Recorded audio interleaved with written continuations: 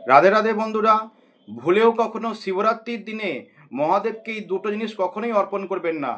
এক হচ্ছে সিঁদুর, কারণ মহাদেব হচ্ছেন পরম যোগী, তাই তাকে সিঁদুর দিলে মহাদেব অসন্তুষ্ট হয়ে যায় এবং যার ফলে আপনার জীবনে অন্ধকার নেমে আসতে পারে, আপনার জীবনে দুর্ভিক্ষ নেমে আসতে পারে, আপনার সঞ্চয় নষ্ট হতে পারে এবং আপনার সমস্ত কাজে বাধা আসতে পারে। আর 2 নম্বর হচ্ছে কেতকী ফুল কখনো মহাদেবকে দেবেন না, কারণ কেতকী ফুলের উপরে মহাদেবের অভিশাপ আছে, তাই ভুলেও কখনো এই দুটো জিনিস করবেন না।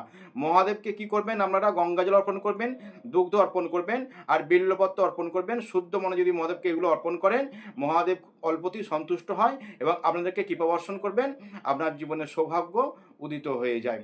সুতরাং মহাদেবকে সিঁদুর আর কেতকী পুষ্প কখনই নিবেদন করবেন না। 16ই ফেব্রুয়ারি 5টা 34 মিনিটে ব্রত শেষ হচ্ছে, মানে চতুর্দশী ব্রত শেষ হচ্ছে।